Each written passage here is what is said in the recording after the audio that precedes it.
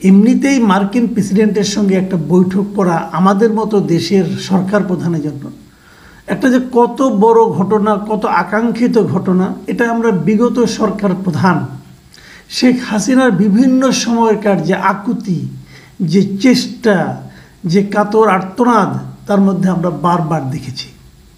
উনি সফল হতে পারেননি, ওনাকে সেভাবে গুরুত্বই দেওয়া হতো না। তারপরেও একটা বৈঠক করার জন্য দিনের পর দিন উনি যে সেখানে অপেক্ষা করতেন হোটেলে। আর এক্ষেত্রে যেটা হচ্ছে যে মার্কিন প্রেসিডেন্ট ইউনূস সাহেবের সঙ্গে দেখা করবেন নিউ ইয়র্কে।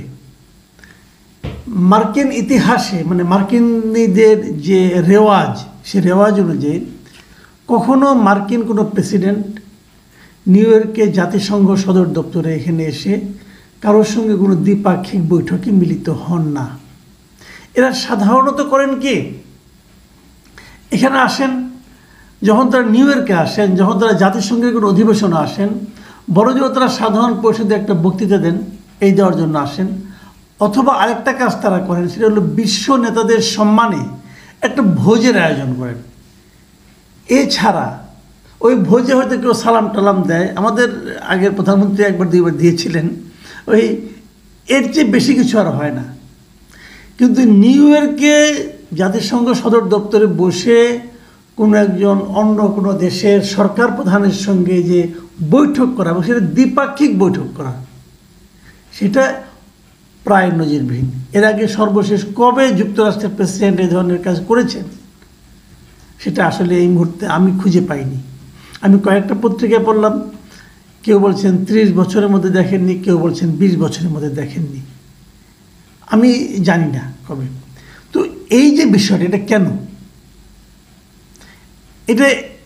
এটা কেন, এই প্রশ্নের উত্তরটা যদি আমাদের আগের সরকার প্রধান একটু খুঁজে দেখতেন, একটু চিন্তা করতেন, তাহলে হয়তো দেশটা আজকে অন্য একটা জায়গায় যেত। আমি বারবারই বলেছি, আগেও বলেছি, বহুবার বলেছি যে আগের যে সরকার প্রধান ছিলেন শেখ হাসিনা, উনি যেন গায়ে মানে পায়ে পাড়া দিয়ে ঝগড়া করা যেটা বলে, উনি সেই কাজটাই করতেন ডক্টর ইউনূসের সঙ্গে একদম শুরু থেকেই। মানে ইউনূসকে যেন উনি সহ্যই করতে পারতেন না। অপরাধ সম্ভবত একটাই ছিল, সেটা হলো ইউনূস সাহেব নোবেল পেয়েছিলেন। এটা হয়তো উনি পেতে চেয়েছিলেন, এটা ইউনূস সাহেব পেয়ে গেছেন। ভাই, নোবেল আপনি পাননি, আপনি যোগ্য নন বলে আপনাকে নোবেল দেওয়া হয়নি, এত আফসোস করার কি আছে রে ভাই? একটা পরীক্ষায় তো সবাই ফার্স্ট হয় না, তাই না?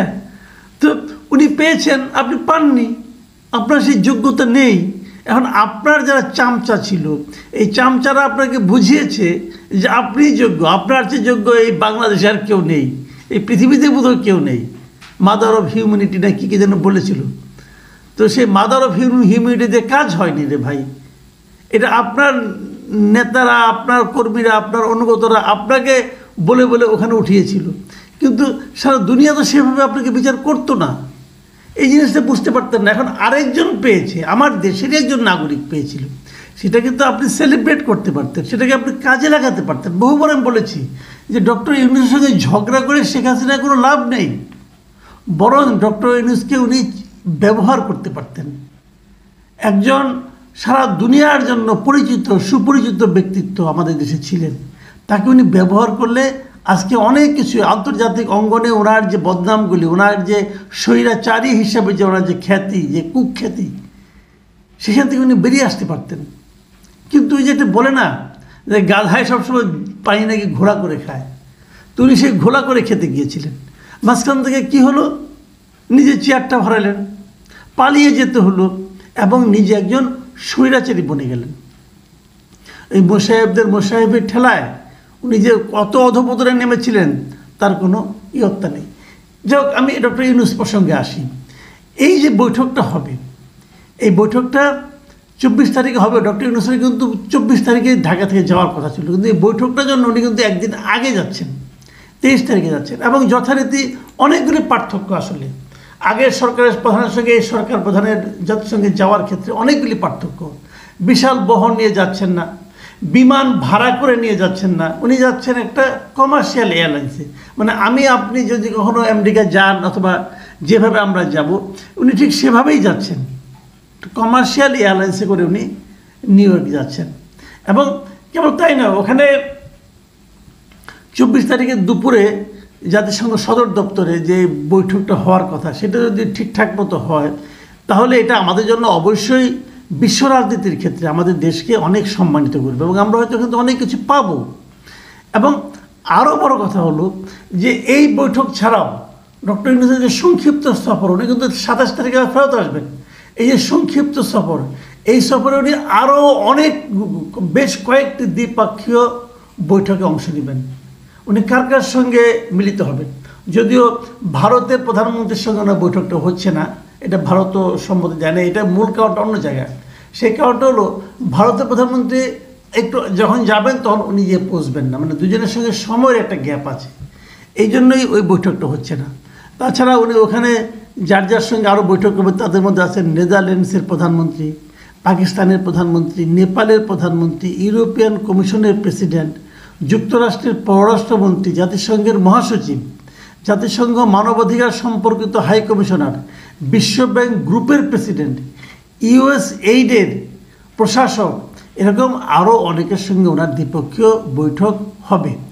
এর বাইরে ইতালির প্রেসিডেন্ট এবং কুয়েতের ক্রাউন প্রিন্সের সঙ্গেও একটা দ্বিপাক্ষিক বৈঠকের আলোচনা হচ্ছে, এটাও হতে পারে। তাহলে দেখুন, একটা উনি যে অল্প সময়ের জন্য যাচ্ছেন, কিন্তু উনি কিন্তু অনেকগুলো কাজ করে আসছেন। একজন মানে আন্তর্জাতিক খ্যাতিসম্পন্ন ব্যক্তির এটাই সুবিধা, উনি যদি কারোর সঙ্গে দেখা করতে চান, ইচ্ছা পোষণ করেন, সেটা কিন্তু তারা গুরুত্ব দেয়। এবং আমার তো মনে হয় আন্তর্জাতিক অঙ্গনে বাংলাদেশের এবার যতটুকু সুনাম বৃদ্ধি হবে, সেটা আসলে আমাদের জন্য খুবই রিমার্কেবল একটা অ্যাচিভমেন্ট হবে বলে আমার ধারণা। আমরা অপেক্ষা করি, দেখি শেষ পর্যন্ত কী দাঁড়ায়।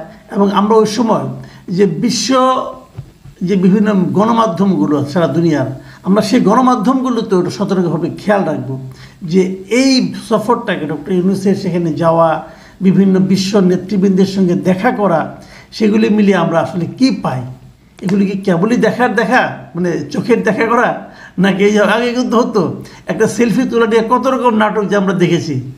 তারপরে তো পররাষ্ট্রমন্ত্রী ওই সময়কে যিনি ছিলেন মোমেন সাহেব, তিনি সব ফাঁস করে দিলেন, বললেন উনি যে রিকোয়েস্ট করেছেন যে আপনার সঙ্গে এটা আমাদের প্রধানমন্ত্রী সেলফি তুলতে চায়।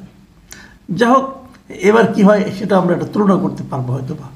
প্রিয় দর্শক, আর কয়েকদিন মাত্র অপেক্ষা করুন, দেখা যাক কী হয়।